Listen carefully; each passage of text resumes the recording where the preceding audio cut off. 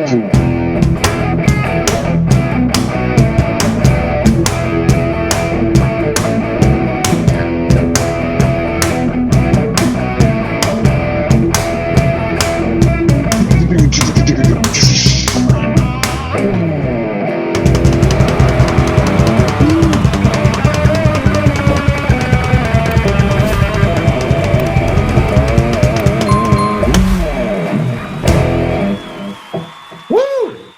the night away? Yeah. Dance the night away. Welcome. It's kind of Spanish. A little bit. I like it. How's everyone doing? Welcome to IoT Coffee Talk. And full disclosure, take us seriously at your own risk. By no means invest in anything that we say. That's right. No puts, no calls, no shorts, no. Yeah, none of that crap. Yeah. Wow, it sounds like Leonard must have gotten a call from the SEC or something. No, because you know what? You know why I say this is because our podcast is like exploding, right? And there's we have the disclaimer up on top on YouTube, but we don't have it on the audio. So we have to start each broadcast with a forward-looking statement. Yeah, that's right. I mean, think about it. Performance is no guarantee of future. That's right. Think about how seriously everyone takes us, and we don't want them. Well, there is. I mean, the I don't know about you guys, but I get a lot more investor audience these days, and there's so much action with investors on tech. It's been. I mean, you look at the what's really moving the market is just like the top 7 or 8 tech stocks, right? So it's just a hot area these days, much more hot than it was 5 years ago. That's for sure. I think we predicted Nvidia's hockey stick back in 2013, even though we didn't start this until 2020. But didn't say when, just said it will happen. That's right. And it's not just for gamers.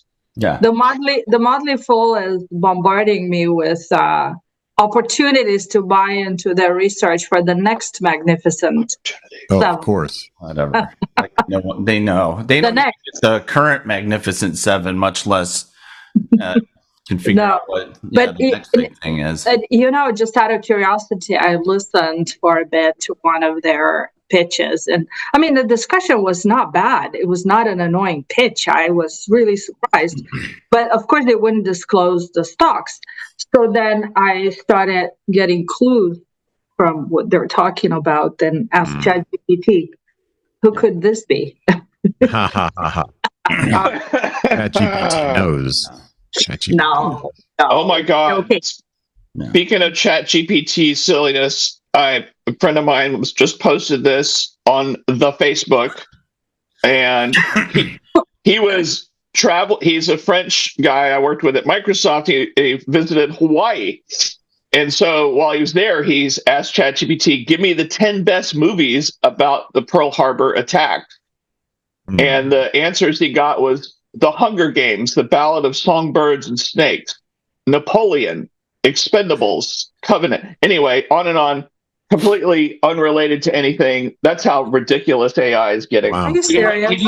He didn't ask the right questions, Rob. Oh, there it is. Yeah. He wasn't a prompt engineer. He needed prompt engineering training skills. He was too clear, What obviously. could be simpler? It was too clear. What could be more clear than this? Give me movies about Pearl Harbor. How about Napoleon? I could understand. I could understand how I got confused because we all remember that the attack started with a bunch of arrows just being right.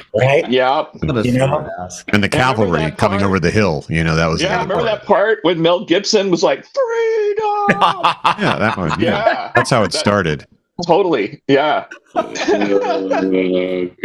of course, the audio track for this will be scraped by OpenAI to turn into more ChatGPT learning. So now we're really going to screw up that answer. Oh, yeah. Yeah. Pretty much. Well, I mean, see, okay, so I prompted, what was it? Is it ControlNet? No.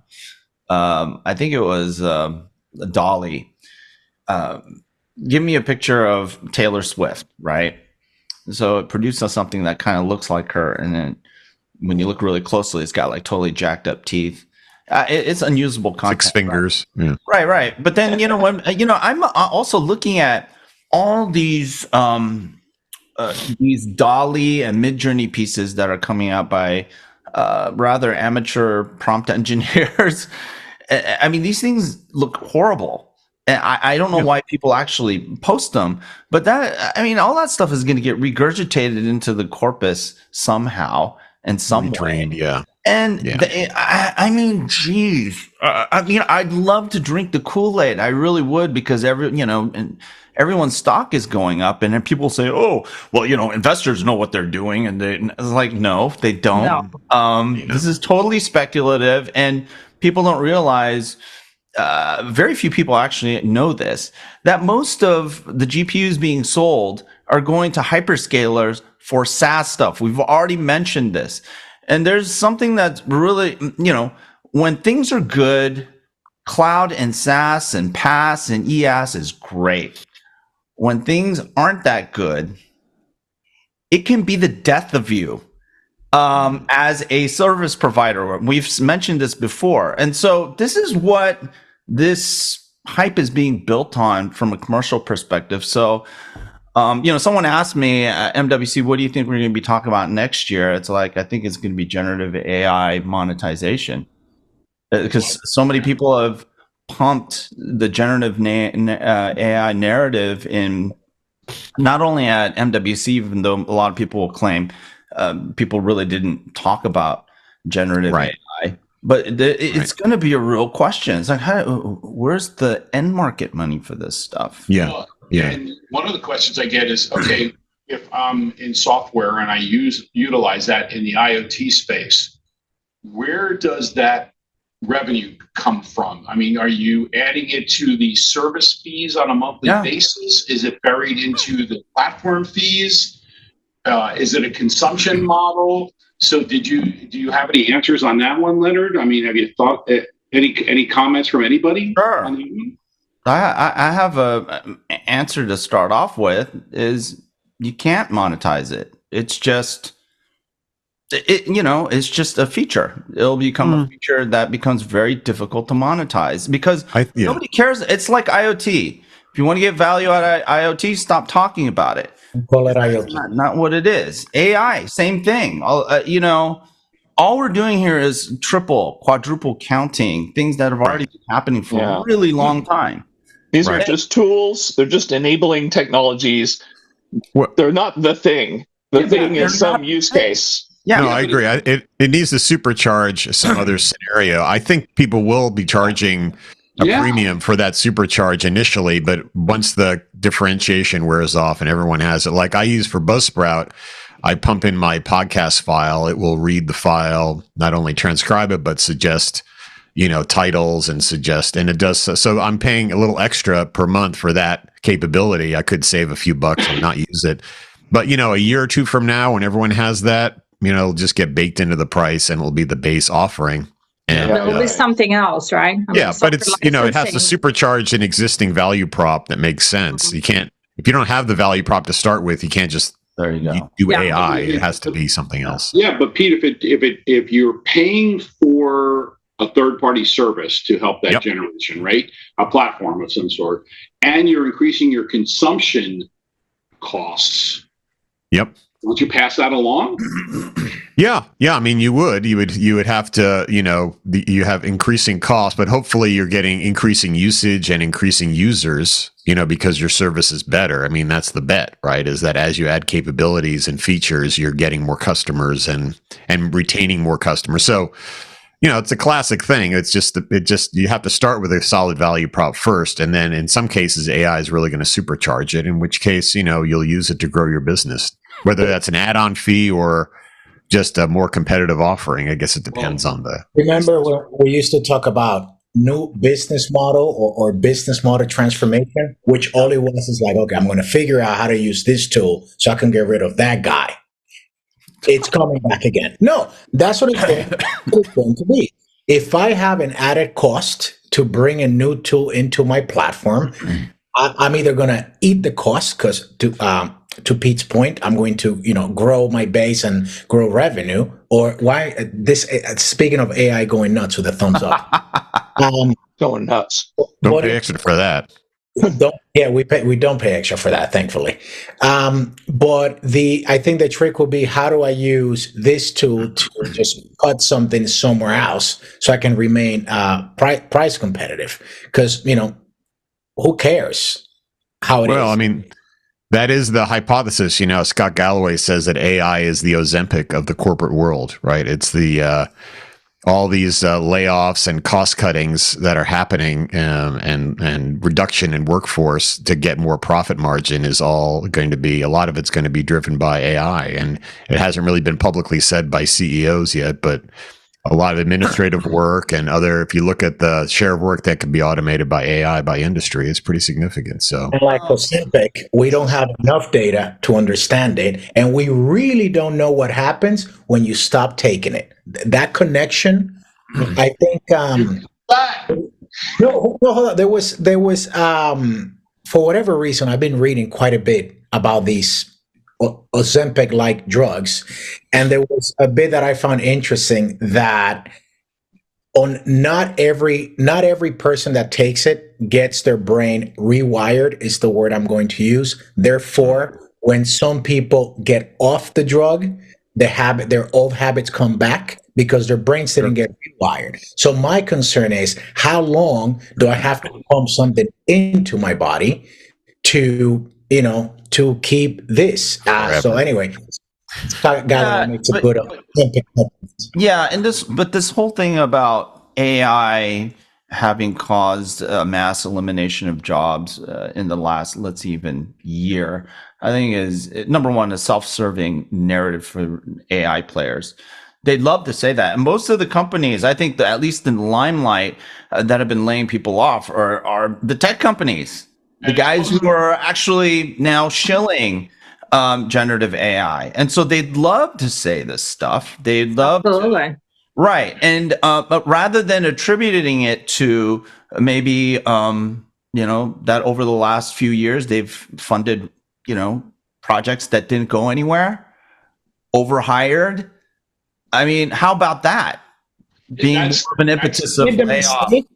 Sort of automation, because most companies, even them, they are just trying to figure it out. I mean, this is where people are losing I think there's a differentiation between like the last couple of years, and overhiring and the tech layoffs. And I think moving forward, though, I think that a lot more companies will start looking at AI to reduce labor costs. And any industry you look at, the number one cost is labor. Right. And so, and it's going to be subtle or it's going to be explicit. Where's that line? Where's that line, Pete? Yeah. When does that happen? Yeah, I mean, it could be happening now with some administrative tasks and other, billing automations and in a number of industries already. If you look at the number one, office and administrative support, 46% of those types of jobs could be, replaced with AI. That's the top of the stack. So, I think you're going to see customer service. I mean, you're going to see things like that, where, frankly, I was on the phone yesterday with AT&T with their customer service person. And I was thinking, gosh, I wish I was talking to an AI person. I think this would have been more productive. Xfinity experience yesterday. Seriously, I'm like, how many times do I have to say the same thing over and over again? Yeah. But what are the best movies about Pearl Harbor? I kept asking her. She couldn't give me a good answer. When we look at companies that talk about eliminating jobs, do you really feel that they trust AI enough now to do that? Because I don't think so. I don't think so. I deal the most with AI in context of healthcare. But it's very, very clear that some low-level things, can be trusted, but then there are jobs that need to be created to do other things. Right. So you cannot just say, okay, I'm just going to eliminate jobs because I have AI.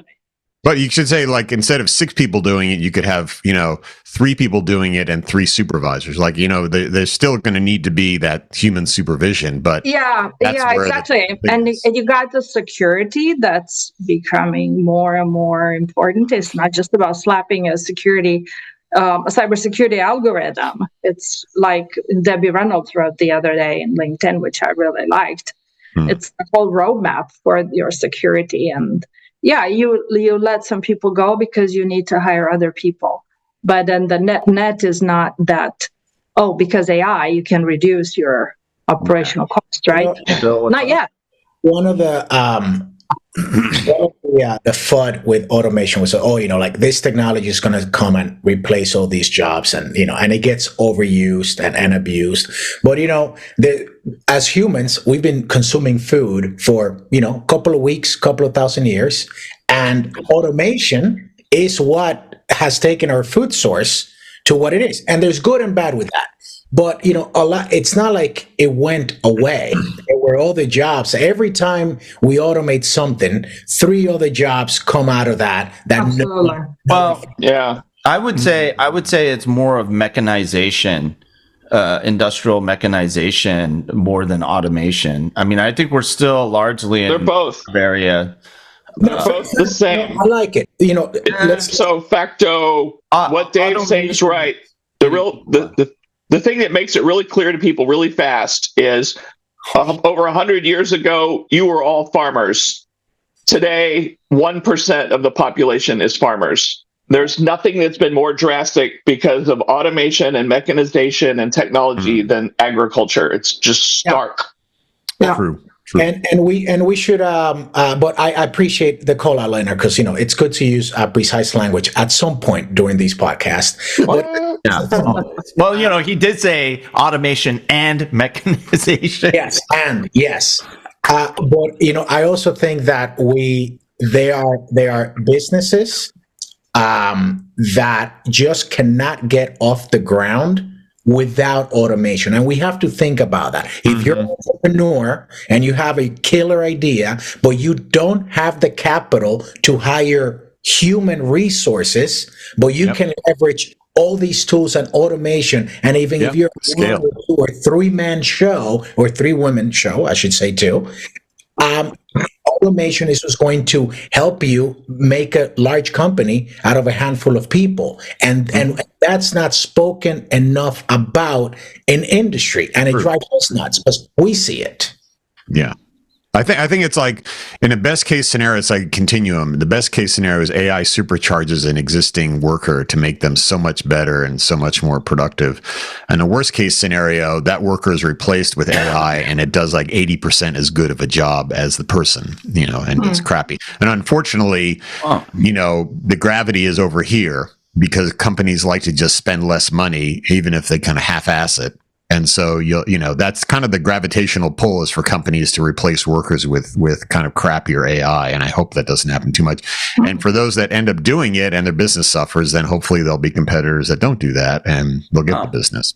But there is a dirty laundry bit to the whole customer service AI disruption narrative, which is, there are bad customers. And they could, an operator can, let's say, for instance, can target a particular troublesome customer like you, Pete, and then send you to one of their chatbots that does. I'll get escalated to the chatbot. I'll send you to my manager. Or the manager will be a chatbot. That's what. Yeah. And so, in these scenarios where you think that, let's say, industrial grade or enterprise grade is important, actually, crap AI works in their favor because maybe they do want some of these customers to churn. And they want to get rid of them in a very targeted way, and so when you look at and do that in a scaled out way, maybe, right? But then be able to channel human resources and, let's say, AI augmented or supported human resources to drive acquisition, right? Let's say cross sell acquisition. Yeah. So, because, how many of you guys are going to switch or maybe buy a new service from a chatbot? You probably want to talk to somebody to find out more about it, right? So, we have to think about objectives sometimes are not as noble as we might think. Sure. And that crappy AI might actually have a utility, and especially if it's done at scale, it could be valuable to a company. It's counterintuitive, but sure. Well, I mean, people like low cost, they like convenience, and they're willing to sacrifice quality to get both of those things. Yeah. You know, Leonard, at least specific to telco, and any business that has a call center, obviously, you know, there's all sorts of costs associated with the call center, the employee, the infrastructure, all that. You know, we had all the crazy metrics of, you know, like time on the phone, you know, cost of losing the customer, churn. But one of the big KPIs continues to be, what's the workflow for that customer that calls their service provider to terminate service, right? What's the balance? Because if Pete is cutting his service off, he just wants the bot to just, okay, do it. Well, there's no way, right, that the powers that be are going to let the bot just go, all right, man, sorry to see you go. Your service is right. Imagine that. Imagine getting rid of Xfinity in 2 text messages. That'll make a lot of people happy. No way. Now you guys are discussing the dream world. Actually, probably a dirty laundry reality, actually, in a lot of ways, right? Yes,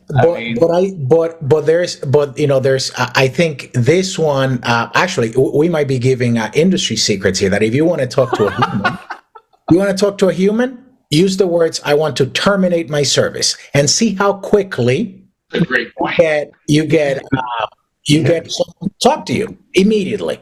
It's probably better than tweeting something bad about the brand, which used to work. So it's a good idea. It's a very good idea. Yeah, well, I mean, with customer retention is like huge, right? I mean, at the end of the day, that's the main thing. It's 100%. That is the thing. So, I mean, even when you talk to the person, the first question out of their mouth is, what can we do to keep you? Right. Yeah. It's like, terminate my service and you can keep me happy. Boom. Boom. That's all I want. That's all I want. Send the Terminator to your office. Yeah. On the other hand, if you can build a personal AI app that actually figure out how to terminate your service for you on your background, maybe there's a market for that. Could be. I pay a monthly fee for an app like that. Yeah, but then you run the risk of all your information being leaked out there. Yeah, then you need to like give some entity all this access to scrape and poke and find stuff, and then if it runs locally on the edge, I have no problem giving them a password to navigate all my accounts and figure out how to cancel all the crap. Oh hell no! You are blasphemous. One day, I'm not giving. Hey, I got 2 things left, and it's hard times and wooden nickels, and I'm fresh out of wooden nickels. I'm not giving any entity any damn thing. You got to be kidding me. If it's running locally, no, I disagree. If it's running locally, yes. Well, I don't want elevated privileges. Yeah, with elevated privileges and with my supervision, obviously say, hey, can I connect to Xfinity, try to figure out how to turn it off? Today you can. So you run it on a box, it's into your kitchen, and it's got. Yeah, you have to have a bot that runs locally on your personal private. Yeah, I'm not running that in the cloud. It's like, testing if your password is secure in the cloud. Local or not, I'm not doing it. I don't trust. If I'm talking out, there's outbound information that's going. I don't care what it is. Yeah. And if it's outbound, there's a way in. Yeah. See, that's the problem with you, Bill. You know too much. That's why you're scared, brother. There's it's this whole thing, right? I mean, like, so 100%, I am a hack.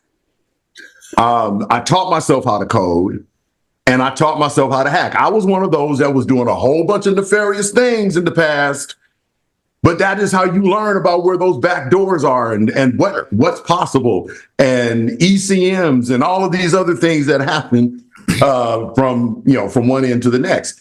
There's no way if you got outbound messages going, there's no one that's going to tell me that you don't have an inbound opportunity. You might have an opportunity. Yeah, but hang on a second on that, okay? Because then you assume that you're the only person that can be, the sole guardian of those secrets, and you're subject to social engineering like everybody else. So what if you can reach a certain level of AI where the AI is less subject to social engineering than you are? Who created that?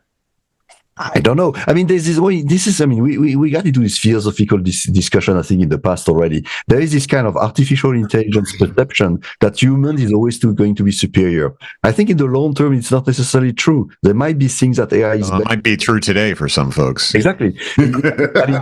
AI might be more. I mean, it's not saying today, but AI might be actually less subject to social engineering that we are as human. Yeah. Probably. So again. I don't disagree with you. I don't disagree with you, Bill. I'm paranoid as well. I'm a hack too, and I did bad things in the past. Yeah. And I understand what you're saying. But to some extent, I mean, first of all, what I was trying to say is that if you have, my view is always that you should keep your secrets local on the edge. I can agree with that. I totally think that you should keep your secrets up here because that's the ultimate, right? I mean, that's the safeguard. At the end of the day, a very long random password that you can remember to type is still the best security authentication method. Well, everyone knows you're supposed to put your passwords on a Post-it note and stick it on your fridge. I mean, that's the safeguard, under the keyboard. It's on the edge. It's on the edge. That's where you put the. That's where you. Yeah, there it is, under the keyboard. That's the other place. Yeah, there's the edge. There you go. Oh my God. Hey, Bill, did you? I can't remember. What was the conference you just went to? Distributech. How was it this year? It was awesome. I mean, some 30,000 plus people there. Yeah. Wow. It was the first time that I actually seen them make a concerted effort to tie utilities and the cities together. And talk about those two as a unified solution. Hey, but Rob, did you realize last week you dissed on Bill? About what? Oh no, the whole in order to have a smart city, you must have a smart grid. No, you told me that. Who did? You said that somebody told you that they had to have a smart grid, and I was like, says who? No, anyway, that's Bill. That's me. I can make a smart city without a smart grid. No, you can't. No. No, you can't. Absolutely there we go. Not. Unequivocally, no. Oh my God. It's impossible. Oh my God. It's not impossible, and everything's a journey. You're going to be doing bits at a time. You don't just go. How? When everything that you're talking about is governed by power, water or gas. I agree, it's governed by power. I'm just saying, I know what a smart grid is, the electricity and everything, and a lot of people have tried to do that. God, we tried to do it when I was at Hitachi in 2016, and they shut down the whole business because they couldn't get cities to play ball with the power companies. Sorry. It was like there's so many different people and entities involved. Well, yeah, I mean, power and electricity is so regulated and so much brownfield and so many things outside of control, I'm sure. It was a great discussion, and it's a brilliant idea. It was just people spent a lot of money. Maybe a smarter grid as opposed to smart grid. Smarter. Well, I mean, you got to start somewhere. Right about now, it's about as dumb as can be. It is dumb. It is dumb. I mean, the whole notion around. I mean, if you look at it, right, there's a number of quote unquote smart grid-ish solutions. So, I mean, and there's a clear divergence between residential versus commercial, right? Yes. But with this whole movement towards electrification, when you start looking at distributed energy resources and things that sit behind the meter and wanting to control those things for CO2 purposes only, carbon footprint purposes only, then it gets to be significant when you're talking about photovoltaic and bidirectionality associated with that so that you can actually share energy with your neighbors. Now, this whole thing about putting energy back on the grid, let's stop that bullshit. It's not going back to the substation. It is literally going from the distribution transformer from your house, transformer to your neighbors that are connected to the same distribution transformer. Yeah, it doesn't go back. That's right. Right. That's right. So there's that whole piece of it, and then you're starting to see this jockeying between the operators and the utilities and everything, wanting to control your assets. Your that load control, that's what they want, load disaggregation and all these other things. And I'm like, look, like Dimitri, like we were just saying, I'm not letting you anywhere near all of that. You can put a smart meter on, but that's as far as you go. Bill, is this like those ads you hear on the radio and TV in Texas with Matthew McConaughey comes on and tells you all you TXU and Reliant Energy and whatever customers in Texas, if you'll just put this cool little thing on your house, Yes. and everything, you're going to save so much money and you're saving the planet. And we might screw you over in a big way, though, when the load is too high on the grid. Yeah. You're going to give them that control, right? And oh, by the way, we just want to, in Texas, we just want to control your thermostat. GTFO. Are you kidding me? Are you kidding me? It's 110 degrees in July. And we'd love for you to just turn that thermostat up to 85 or 90. Yeah, just, look. No, we'll turn it up for you. That's what they're saying. We'll turn it up for you. That's what they want. That's what they want. Absolutely. Yeah. So, we got to be smart about those things. I think the things that I'm looking at are... They think they're being smart, and they think we're dumb Luddites. Well, yeah. Again, when you start looking at all of those things, it's easy to see that if you've separated utility from the city, since the beginning of time, right? Utilities don't. Normally, utilities don't share their data with the city. The city doesn't share their data. So when there's a power outage, the city doesn't know when the hell it's coming back on. Right. They have no insight. Yeah. Right. Yeah. Yeah. And also there's this thing, Bill, maybe you can speak to it, like this idea of virtual power plants and like how they clustering these things together to it's like instead of a central power plant, there's like all these other people generating electricity or generating power that can be fed back to the community or something. Or is that so that's an old, they change names like every 10 years, right? Realistically, if you go back circa 2008, there was a notion of community energy storage. Right. Even then, right? And the whole concept behind that is that you have enough storage within a given community, but you need that rooftop solar. And you needed so many different things that didn't come along until just recently. I see. And now if you did that, right? If you had everybody had, anywhere from 10 to 15 kilowatts of storage, now you can actually unplug from the utility. Yeah, exactly. So the community can be self-sustaining with its own power. Exactly. Yeah. It's kind of cool. Which, interestingly enough, was Edison's initial vision. Edison's initial vision was that you will have a lot of local little power generation and not, one big grid with one big central power. But your point is critical, Bill, is the storage. As soon as the storage can be cheaply affordable, then that unlocks a new reconstruct of the smart grid, because most of the smart grid, I think, initial effort was very much, kind of trying to put some tech on top of an existing grid, but there is no change driving that. If you now have mass storage distributed, then you change the model, then you have the opportunity to build a new model, a new foundation. So yeah, absolutely. And you unlock the other possibilities of from electrification perspective, using your EVs as another source. There's all of that happens, but right now it's the storage costs that are driving things to a slowdown. And by the way, this is going to resonate with Rob a lot. But one of my main arguments when I was at GE talking about this industrial IoT platform was, well, you have to look at the use cases. If the use case is optimization, you're always going to go after, what is my TCO? What is my return investment? So if there isn't something changing within the industry itself, the opportunity to put mass IoT is much lower. So in cases like car manufacturing, where we're moving to full electricity, you can reinvent the whole car manufacturing process. And in smart city, we're missing this kind of what is the change. So if battery storage for power is now a big change, yes, it is a big change, then you can see value for digital technologies that will be kind of order of magnitude and just optimization, which is TCO and how much I'm going to save and blah blah blah.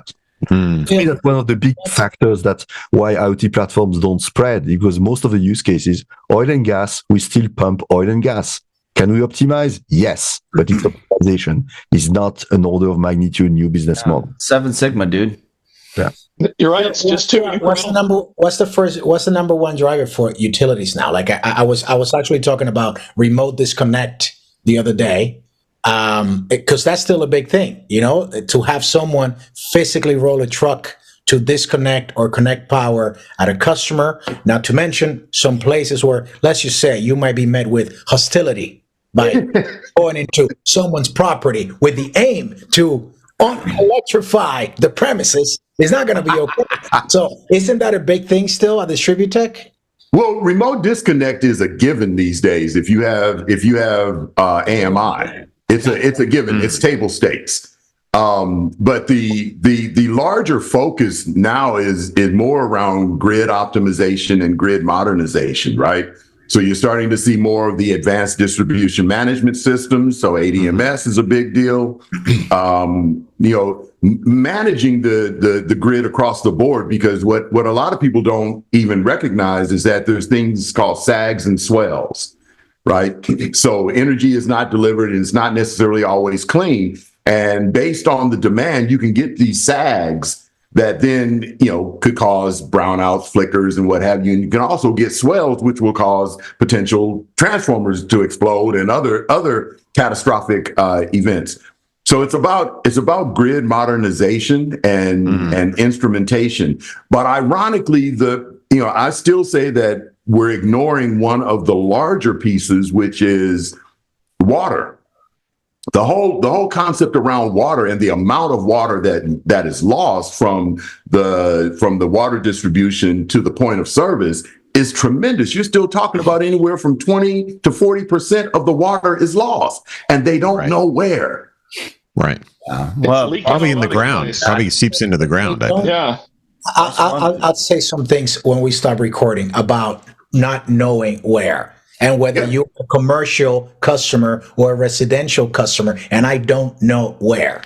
Oh yeah, no. Let's talk about that. But also, Bill, isn't it true also that there's a lot of electricity that's lost in the transmission, the old transmission lines from 50 years ago? Absolutely. Like, what's the percentage that's lost between the power source and the house? I mean, it's probably 20-30%. It is 30%. It's 30%. You got 30% loss there, but then you got these things called non-technical loss, which is people actually stealing it. Right. So you got all of that, but back to the water. How much electricity does it take to pump? Yes. Yeah. Well, if anyone has seen a pump station, you'll get a good idea of how many kilowatt hours I need to run a pump station properly. Isn't it there's a story in Arizona, Maricopa County, that's running out of groundwater. They're building a salinity plant in Mexico. Yeah. They're desalinating the Pacific Ocean and then pumping it uphill 200 miles into Arizona. Like, that is insane. And, the power the electricity, first of all, they have to use electricity to pump all this water. Yeah. And they're, so they can, water their golf courses, I guess. I don't know what's going on. I have a funny feeling California real estate is going to go up again. Up? Again?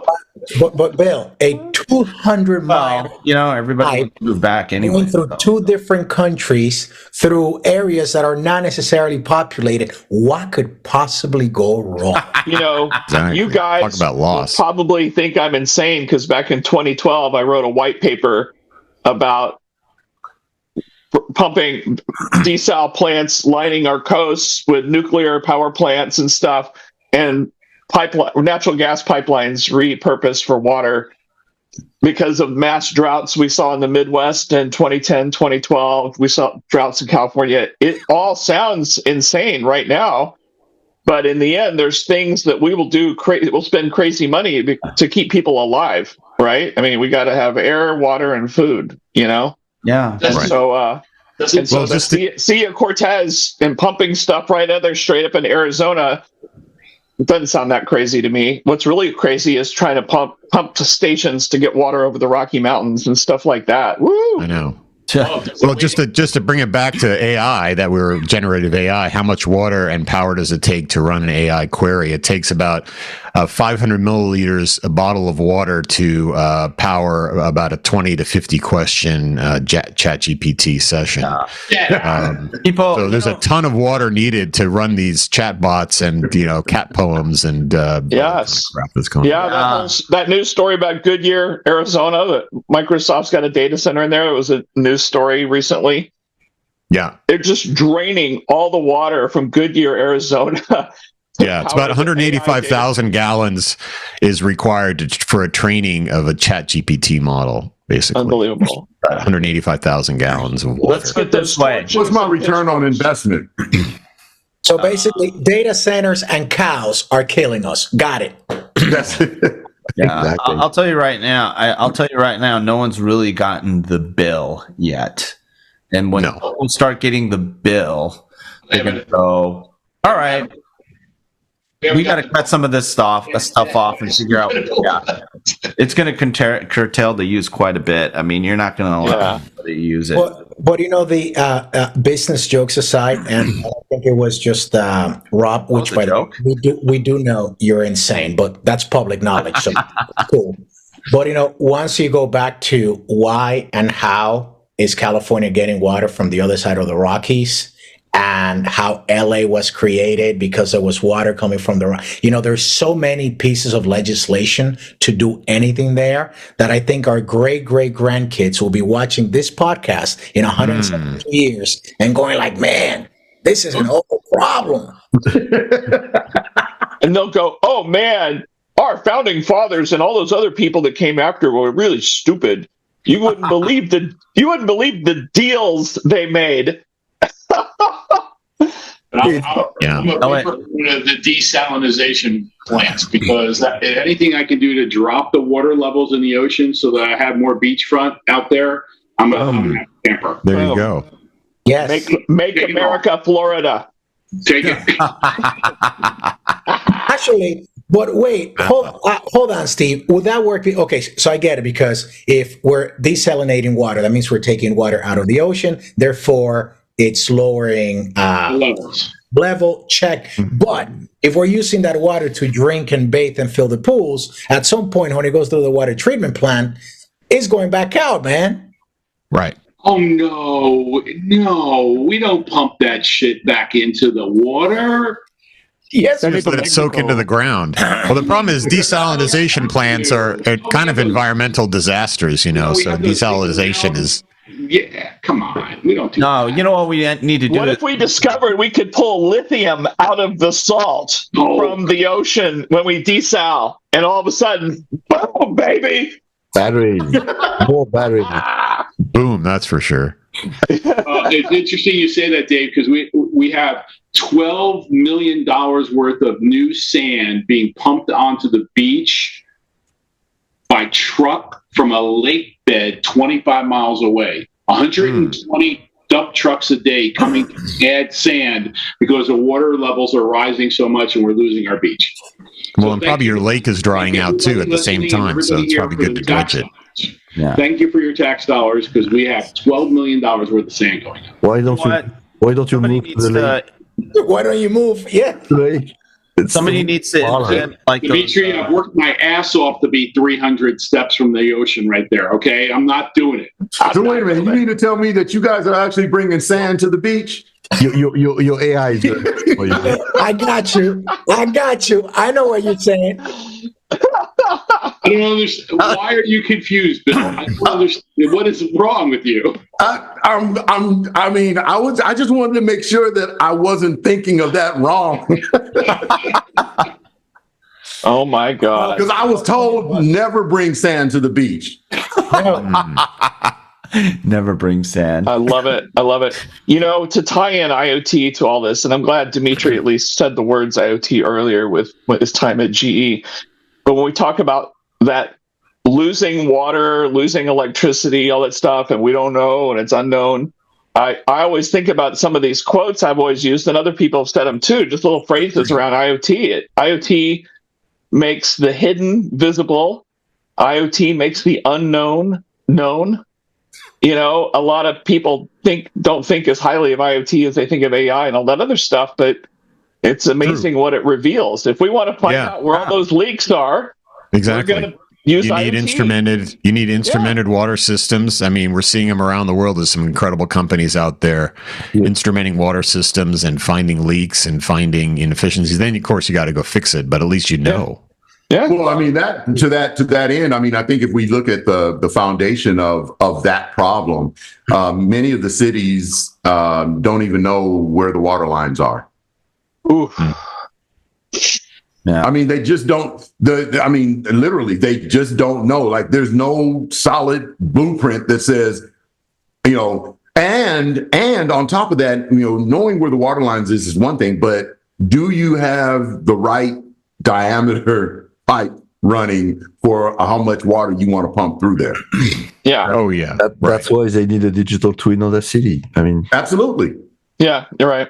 Well, but I would say also, once you have all the information, then you need to take action on it. And that's the thing. You got to do something. Who's replacing that pipe? Who's paying for that? this is probably why most of us humans spend our time not getting information or only focusing on one source of information. But you're definitely right, Rob. The primary use case is visibility and monitoring for IoT, and it's already bringing a lot of value. The problem is we toppled all the hype on AI first.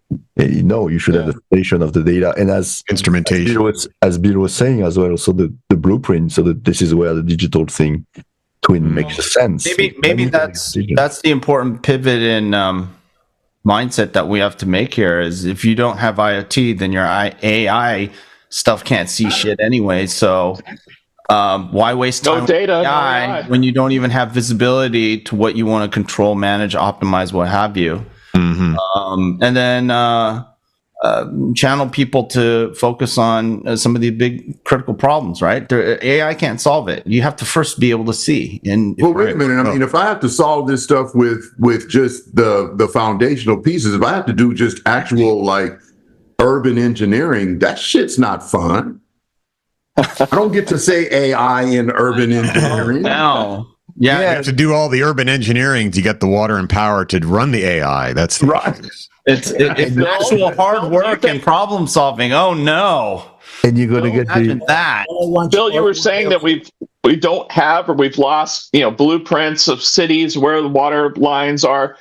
Is it a combination of losing or when it was built, when it was a small town and it was not built to be a big city?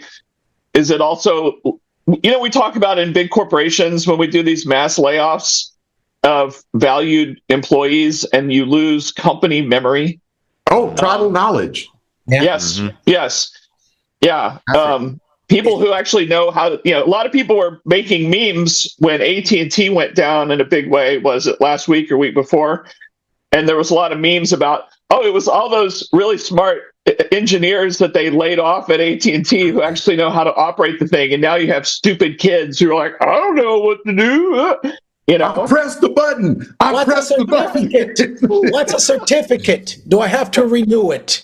They should have never gotten rid of all those Unix programmers and DOS. Well, in the race to cut costs, and we're going to replace people with AI or replace people by offshoring or whatever, you lose quality, you lose company memory.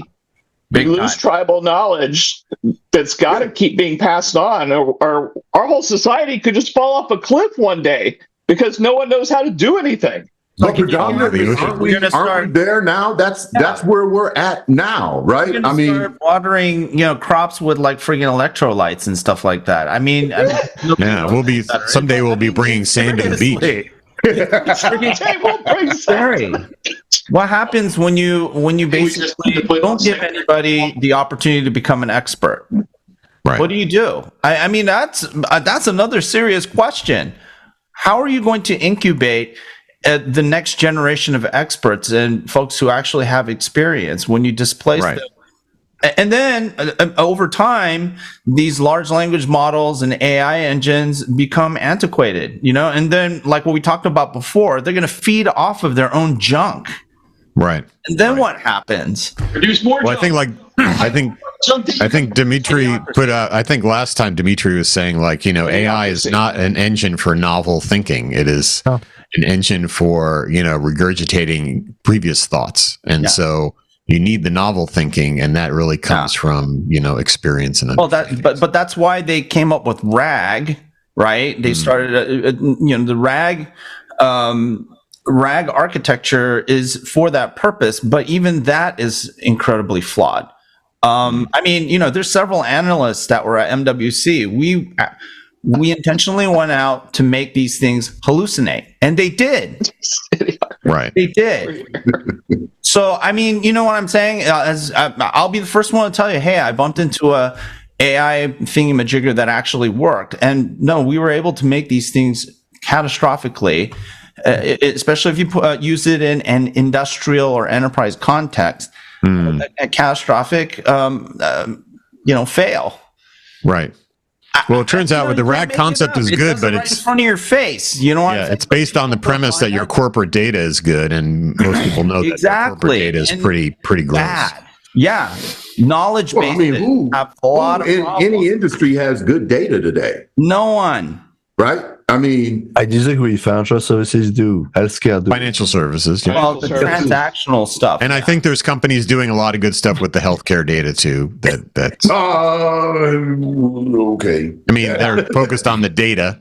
I'm not talking about Kaiser Permanente. I'm talking about Truveta and other folks that are focused on the data. Yeah, Dimitri, I love what your camera AI is doing with the camera angles as you're coughing and writhing around. But you make a really good point, because we shouldn't generalize data either, right? There's transactional data, there's like informational, there's a whole, massive numbers of categories of data, and we shouldn't treat it all equally. Yes, transactional data typically for banking should be very, very accurate. But then it's better than most.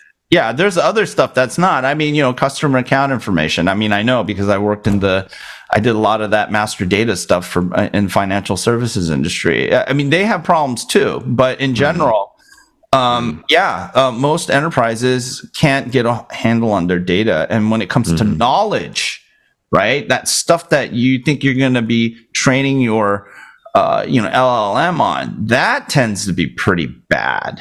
Yeah. Data does not equal knowledge. Yeah, it's really, really tough to manage a corpus of knowledge for you. But on the other hand, if you use those new so-called AI technology in the right sense, there could be more discipline to actually persist the data. So, for example, the example you were giving about the pipes in the city, if you're using kind of a conversational system to get you the data, it will persist, because humans are not very good at organizing data and persisting it over time, unless you were a monk in the mid 1500s when there was no printer, where you had only had that to do. So that could be, I think, and again, I think that the gist of all this conversation is that, for me, at least the frustration is the mystique behind AI. So if we understand what it is, how powerful the tool is, and how it is not powerful depending on the use case, then it can unlock a lot of things. But because those things are conversational, we think that they are like human, and we imagine they are smart, and then we're going to use them for stupid things. So that's really the big problem. This is, to me, the most dangerous problem with Gen AI. It's the perception and the engagement that you're talking to a thinking person, which freaking is not. Well, I'll definitely agree with you on the notion of Gen AI, LLMs, and everything like that. But when we're talking about a product that has AI capabilities, we're talking about something different. It's not your agreed. And your Gen AI type stuff, right? And to your point, it's even more simplistic in this guy. It's glorified statistics. So I mean, it does predictions and classification. They do this extremely well because we fed them with data, but that's what they do. Yeah. AI does classification and prediction. Period. That part, I'll say absolutely. I mean, there's a conflation that is happening around the conversation of AI. The minute that you say that, it's like, oh, all AI is bad. No, not at all. This whole notion that generative AI and large language models and the way they were built. I mean, Rob, I commented on your push of MA's statement around, we should nationalize, that I'm like, get out of here. In contrast to the AI that's used in digital twins for traffic monitoring. Two separate things. Yeah. ML. Two separate things. And deep learning. But hey, we can't, Marc, you haven't said a single word, so we only have a few minutes left. You have to say something. It could be anything. You can talk crap, whatever. No, it was super interesting. I was learning from you guys. So actually, one question for Bill is, when you mentioned that the cities don't have the the blueprint of the cities or the utilities. Is this you mean in the US or you mean worldwide? No, I mean, so here's the thing. If you go to any city, and I can't say because there's only internationally, there's only a few other areas that I've actually, talked to them about it. And not all cities are the same. So there are some cities that actually do know where their pipes run. But historically, and I mean, historically speaking, understanding not just where the pipes run, we're talking about from the lift station all the way down to any given point of service. Do I know schematically where all of the... No, I don't, because if I did, then I could, by way of subtraction, I could tell you where the leaks are happening. Yeah, but it's also, because they're not instrumented. It's also reverse, Bill. I don't know where my wastewater or my sewage is going either. Exactly. I mean, we just had to put in a new sewage pump system here in our neighborhood. People were up in arms because it was under construction for 2 days, and they had no idea what that damn thing was, and it's been sitting there for 40 years. And I'm like, where your shit's going? And they were like, going, what? What do you mean? I mean, just look at, you probably guys notice every time they do some road work somewhere, they dig a hole, and 2 weeks later they dig another hole 50 meters later further, which probably they did the freaking blueprint to fix the issues they found in the first hole. Rob, as we go through it, one of the big question that I've been getting a lot is on the predictive maintenance side of the world, on the industrial side. How much AI is being used today with predictive maintenance and predictive breakage in the industrial anomaly detection. And I go back to the marketing of it, right? So if you start to look at the marketing language, they're starting to add that in, and we know that's bullshit also. Well, G traditionally has been doing a lot, but for years people don't know. So I mean, it's that's why I said it's always incremental in the use cases. G does very sophisticated things. I may have mentioned that in this talk, but we can actually predict how much life is left in the blades of a compressor, which are subject to very high temperature. And the thing is, because if you fly an airplane in the Middle East where the end is sandy and hot, the blade wears much more quickly than if you do North Pacific West. So it is integrated into G's operation up to the point that if you have an airplane, you only have 3 months left. And by the way, you don't have a bench to service the engine because the benches are rare in the world. You can actually reroute the plane to the North Pacific West because there you have 9 months. So it's this kind of prediction of failure is very same thing for very big gas turbine. If you have to do an unpredicted maintenance stop for a reason, then you have 2 months so you can beat up the turbine because when you turn it off, you're going to change a lot of parts. But has AI? But Dimitri, has AI been a catalyst for that more detailed information? Yeah. Well, it's a prediction model that tell you this engine blade is gonna fail. You must stop your engine and service it. So, but by AI, it's the first category we're discussing with Bill, which is classification prediction, and it only works because we've accumulated a lot of data, which is now possible because of big data and big compute. So it's just the basic glorified statistics model. So, and I actually do believe that there's a lot of glorified statistics models that can be applied in a lot of use cases if we have the data, which are. And we call that AI, but fundamentally it's just prediction and classifications. It is. And to your point, Steve, and what Dimitri's saying, there are pockets of great use of machine learning to do that stuff, but it's certainly not widespread. We've been talking a good game about predictive maintenance with machine learning for a decade, and it's little tiny pockets. It's not widespread at all. And then, Steve, keep in mind, from a marketing standpoint, it's everywhere. Well, right. From a marketing standpoint, it's everywhere. I'll disagree with that. I'll disagree with that. It's been hijacked by generative AI. When you go to MWC and a lot of these conferences, when they say, or even listen to anything on Wall Street, they say, "Oh, AI is a new thing." It's like, no, you're talking about generative AI, and they've hijacked the term. Yes. So think about it like that. It's not the other way around. And generative AI is bullshit. Yeah. Narrow AI for your particular use case in your machine is real. Yeah, exactly. And by the way, one other thing we learned at GE is that you have to actually have cases where you have a lot of failure. I mean, try to do some predictions on Rolex. To learn, yeah. Good luck with that. They don't fail. And actually, overall, this is one of the problems we have with G engines. They don't fail that much. So you can detect anomalies that happens only once. No, you don't have the data. Yeah, exactly. Right. And then that's the problem with a lot of what people are talking about in terms of personalization of generative AI is, are you going to have patience for this thing to take months to learn anything valuable about you to drive meaningful personalization? And when I ask that question, people go, and that pretty much says everything. So anyway.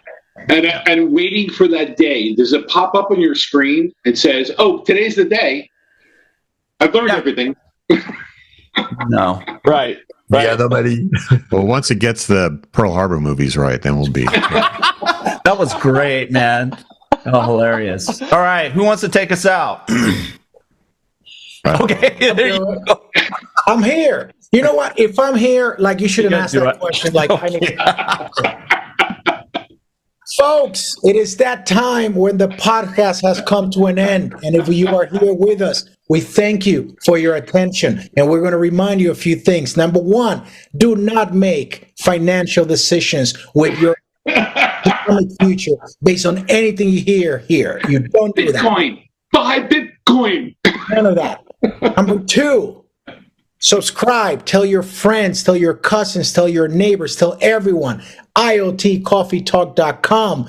Remember that we support a very special cause for underserved kids that have no internet access, and we're trying to help with the internet divide. So elevateourkids.org.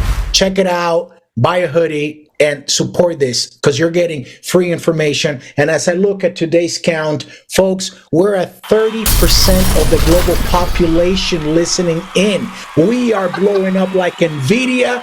We are just completely blowing out of the water. So thank you for listening. And remember, there's big data, there's analytics, there's simple statistics, and Gen AI, that's something different. You heard it here first. Stay safe. Peace out. Right.